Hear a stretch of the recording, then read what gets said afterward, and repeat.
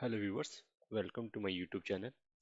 इस वीडियो में हम लोग देखेंगे कि जो एचमैक की है वो कैसे बनाएंगे हम लोग कंसोल के थ्रू। उसके बाद हम लोग देखेंगे कि एडोलस CLI कमांड के थ्रू हम लोग उसे कैसे बनाएंगे, कैसे डिलीट करेंगे, एलियास कैसे असाइन करेंगे। ये सब चीज़ हम लोग देखेंगे स्टेप बाय स्टेप। तो फ्रेंड, मैं इस समय मुंबई रीजन में हूँ और देखिए मैं इस समय मेरे पास कोई भी की क्रिएट नहीं है। तो मुझे अगर एचमैक की क्रिएट करनी है तो मुझे क्रिएट की में आ जाना पड़ेगा यहाँ पे। और सिमेट्रिक में देखो ऑप्शन मिल रहा है, सिमेट्रिक की जब सेलेक्ट करेंगे तो आपको एचमेक की का ऑप्शन मिल रहा है, क्योंकि मैंने बताया था कि जो एचमेक की होती है वो एक तरह की सिमेट्रिक की होती है। अगर असिमेट्रिक में क्लिक करेंगे तो आपको एचमेक की का ऑप्शन नहीं मिल रहा। तो सिमेट्रिक में आपको जाना है। यहाँ पे जनरेट एंड वेरीफाई मैक ये ऑप्शन हो रहा है, ये एचमेक की है। ये देखिए HMAC hash based method authentication code. तो आपको एचमेक की सेलेक्ट करनी है। अब इसका की स्पेसिफिकेशन आपको सेलेक्ट करना है। तो मैं यहाँ पे 250 से सेलेक्ट कर लेता हूँ, आप अपने हिसाब से सेलेक्ट कर सकते हैं। अगर हम लोग एडवांस में जाते हैं यहाँ पे, तो पहला ऑप्शन जो कह रहा है, जो बाय डिफॉल्ट सिलेक्टेड है, कि AWS जो की होगी सिमेट्रिक की AWS प्रोवाइड करेगा, तो AWS रिकमेंडेड की होगी। अगर आपको खुद की इंपोर्ट करनी है, एचमैक की खुद की इंपोर्ट करनी है, तो आप ये वाला ऑप्शन ले सकते हैं। और फिर यहाँ पे आई अंडरस्टैंड में क्लिक करना है पड़ेगा आपको। तो इस पर मैं वीडियो बनाऊंगा, नेक्स्ट वीडियो इस पे बनाऊंगा। तो तब मैं दिखाऊंगा कि आप कैसे अपनी ओन की इंपोर्ट कर सकते हैं एचमैक की के अंदर। तो अभी मैं AWS रिकमेंडेड ऑप्शन में जाता हूँ।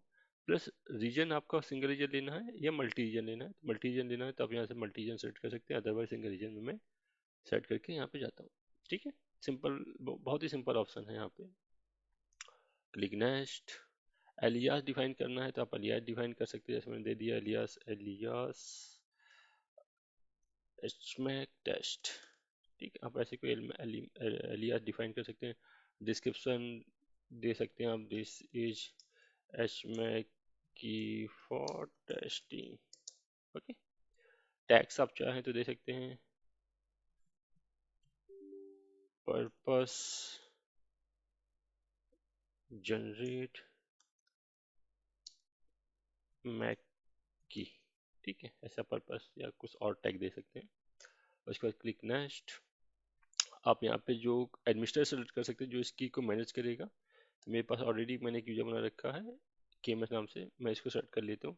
आप अपने हिसाब से यूजर सेलेक्ट कर सकते हैं, ग्रुप सेलेक्ट कर सकते हैं। ठीक है, कि रोल सेलेक्ट कर सकते हैं कि किसको आप परमिशन देना चाहते हैं इस की को मैनेज करने की, एडमिनिस्ट्रेटिव प्रिविलेज किसको देना चाहते हैं। ठीक है, तो ये जो यूजर है जो मैंने सेलेक्ट किया, ये यूजर इस की को डिलीट भी कर सकता है। ये ऑप्शन अगर आपने टिक कर दिया तो इसके पास एडमिनिस्ट्रेटिव प्रिविलेज के साथ साथ डिलीशन की प्रिविलेज भी मिल जाएगी। Click next. यूजर्स कर सेलेक्ट कर सकते हो इसको अदर यूजर परमिशन देनी है यहाँ पे। और या तो आपको अदर अकाउंट में इसको की को शेयर करना है तो अदर अकाउंट की, अदर AWS अकाउंट की आईडी आप यहाँ पे मेंशन कर देंगे, अगर अदर एक AWS अकाउंट में इसको शेयर करना है। उसके बाद नेक्स्ट, यहाँ पे पूरा आपका प्रीव्यू आ जाता है। कॉन्फ़िगरेशन आपका सिमेट्री की है, स्पेसिफिकेशन आरपी एचमैक 256 है, यूजर जनरल वेरीफाई मैक है, ओरिजिन AWS ओरिजिन है, मतलब आपने खुद की AWS की यूज कर रहे हैं, आप खुद की इंपोर्ट नहीं कर रहे हैं। सिंगल रीजन है, और एलियास आपने क्या दिया है, and this is the key policy, then आपको फिनिश करनी है। तो सिंपल सा मेथड है, आप इससे जो कंसोल के थ्रू, इस सिंपल मेथड के थ्रू आप की क्रिएट कर सकते हैं। अब मैं की क्रिएट नहीं कर रहा हूँ, मैंने इसको कैंसिल कर दिया है। मैं आपको अब बताऊंगा कि आप बेसिकली AWS सिलाई के थ्रू कैसे आप की को क्रिएट कर सकते हैं। ठीक है, तो मैं क्या करता हूँ, यहाँ पे मैं एक क्लाउड सेल ओपन कर लेता हूँ सेम रीजन में। तो मुझे एक बेसिकली सेल मिल जाएगी जहाँ पे मैं कमांड एग्जीक्यूट करूँगा AWS CLI की, और उसके थ्रू मैं आपको दिखाऊंगा। इससे AWS सेल से फ़ायदा क्या है, मुझे AWS CLI इंस्टॉल नहीं करना है, EC2 नहीं बनाना है। मुझे अगर कोई छोटा मोटा टास्क करना है तो मैं आराम से इस सेल में क्रिएट यूज कर सकता हूँ। देखिए मेरे पास कंसोल आ गया जहाँ पे मैं AWS की कमांड टाइप कर सकता हूँ। जो रीजन है वो बाई डिफॉल्ट मुंबई रीजन है, तो ये बाई डिफॉल्ट मुंबई रीजन को सेंस कर रहा है। ठीक है, तो अभी मेरे पास कोई भी की नहीं है। तो चलिए मैं यहाँ पे आता हूँ, कमांड मेरे पास होगी क्रिएट के, सबसे पहले मैं क्रिएट करता हूँ। तो कमांड है AWS KMS क्रिएट की, एंड देन की स्पेस मैंने HMAC 256 डिफाइन किया, की यूजर्स आपको जनरेट एंड वेरीफाई मैक करना है। ठीक है, ये कमांड है। तो मैंने जैसे ही हिट मारा तो देखिए मेरी की क्रिएट हो गई, उसकी डिटेल यहाँ पे मिल गई। की का मेटा डेटा क्या है, अकाउंट आईडी है, की आईडी ये है आपकी बेसिकली, ठीक है, पूरी की आईडी है। एआरएन ये है आपका, की डेट कब है, इनेबल ट्रू है, डिस्क्रिप्शन कुछ दिया नहीं मैंने, and key users generate and verify MAC है, इनेबल है, ओरिजिन AWS KMS है। देन ऑल डिटेल आपको मिल गई आपको, ठीक है। आप चाहें तो कंसोल में भी वेरीफाई कर सकते हैं। तो देखिए आपको एक की मिल गई, इसकी की आईडी F821C3 से स्टार्ट है। देखिए F821C3। अगर आपको बेसिकली इसकी डिस्क्रिप्शन लेना हो, मान लो की ऑलरेडी बनी है, उसकी के बारे में इंफॉर्मेशन आपको चाहिए, तो आप कमांड टाइप करेंगे डिस्क्राइब की, देन की आईडी, और की आईडी आप यहाँ से कॉपी कर सकते हैं या आप कंसोल से भी ले सकते हैं, ठीक है। और की आईडी को मैं यहाँ पेस्ट कर देता हूँ, तो तब भी आपको वही डिटेल मिल जाएगी, ठीक है। तो पहली कमांड आपने देखी AWS क्रिएट की, दूसरी कमांड आपने देखी AWS डिस्क्राइब की के बारे में। तो चलिए, अभी मैंने इसमें कोई एलियास डिफाइन नहीं किया था, अब मैं AWS CLI के थ्रू इसमें एलियास डिफाइन करता हूँ। तो कमांड होगी AWS KMS create dash alias, then hyphen target की आईडी, की आईडी मैंने कॉपी किया है, उसको मैं पेस्ट कर दे रहा हूँ, ये key ID, then hyphen alias dash name. उसके बाद जो भी एलियास आपको देना, मैं एलियास दे देता हूँ, एलियास डैश HMAC टेस्टिंग की, मैंने ये एलियास दे दिया, ठीक है। तो command AWS KMS create alias hyphen target key ID, जो जिस की आईडी में आप एलियास डिफाइन करना चाहते हैं, देन हाइफन एलियास नेम, और जो भी एलियास नेम आप डिफाइन करना चाहते हैं, हिट इंटर। तो देखिए एलियास मिल गया है यहाँ पे, आप जाके यहाँ से वेरीफाई भी कर सकते हैं। तो देखिए HMAC टेस्टिंग की, ठीक है। तो ऐसे आप एलियास दे सकते हैं। सेम वे में आपको एलियास डिलीट करना है तो डिलीट एलियास कमांड यहाँ पे टाइप कर देंगे, ठीक है, आपका एलियास डिलीट भी हो जाएगा, ठीक है। मतलब आपको यहाँ पे AWS KMS delete alias, delete this alias command type करनी पड़ेगी, और same target key ID, all this thing step लिखना पड़ेगा। आपकी की बेसिकली जो एलियास है आपका डिलीट हो जाएगा, ठीक है। तो मैं इसको हटा देता हूँ वापस। सो मान लीजिए आपको ये की है वो इनेबल है, अभी इसको आपको डिसेबल करना है, ठीक है। कमांड होगी AWS KMS डिसेबल की, देन हाइफन की डैश आईडी, की आईडी जो आपने बनाई है वो पेस्ट कर देता हूँ, ठीक है।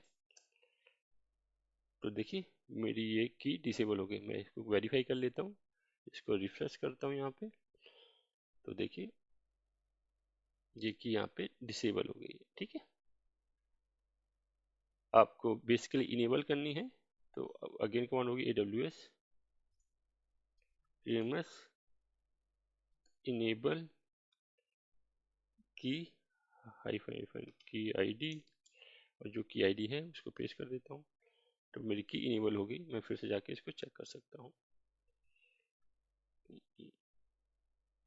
ये देखिए मैं इसको रिफ्रेश करता हूँ यहाँ पे, ठीक है। तो की मेरी अगेन इनेबल हो गई है, ठीक है।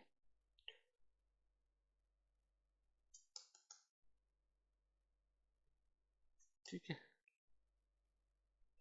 मान लीजिए जब आपको की को डिलीट करना है तो कमांड होगी AWS KMS शेड्यूल की डिलीशन हाइफन की आईडी, एंड देन की आईडी को आपको पेस्ट करना है। तो देखिए आपकी की डिलीट हो जाएगी, लेकिन वो बाई डिफॉल्ट कितने दिन बाद होगी, 30 डेज बाद दिखा रहा है कि पेंडिंग विंडो इन डेज, 30 दिन बाद वो की डिलीट होगी, ठीक है। आपकी की डिलीट तो होगी लेकिन 30 दिन बाद। तो देखिए यहाँ पे दिखा रहा है पेंडिंग डिलीशन, तो 30 डेज बाद ये की डिलीट हो जाएगी। लेकिन मैं चाहता हूँ कि मैं 30 डेज बाद नहीं, मैं 7 डेज बाद की को डिलीट करूँ। तो मुझे इसकी जो पेंडिंग डिलीशन की है इसको मुझे कैंसिल करना पड़ेगा, ठीक है। तो कैसे करेंगे वो देखते हैं हम लोग। तो कमांड होगी AWS KMS कैंसल की डिलीशन हाइफन हाइफन की डैश आईडी एंड जो आईडी उसको पेस्ट कर दीजिए। तो देखिए आपकी की दोबारा एक्टिव हो जाएगी। इसमें आना तो देखिए की मेरी यहाँ से हट गया पेंडिंग डिलीशन, लेकिन अभी डिसेबल हो जाती है, तो इसको मुझे वापस इनेबल करना है। इनेबल करने की कमांड ऑलरेडी ये मैंने टाइप करके बताई थी, ये वाली कमांड फिर से आपको टाइप कर देनी है, ये वाली इनेबल की। तो आपकी की वापस इनेबल हो जाएगी। आप चाहें तो इसको रिफ्रेश करिए और देख सकते हैं कि आपकी इनेबल हुई या नहीं हुई। ठीक है। ओ, ओ, तो ये देखिए स्टेटस इनेबल है। ठीक है।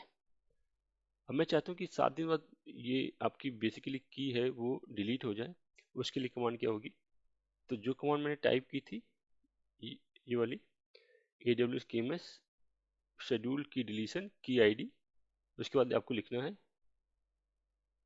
Hyphen pending window dash in days, pending window in days, और उसके बाद कितने दिन बाद आपको डिलीट करनी है, तो मैंने कहा 7 डेज बाद।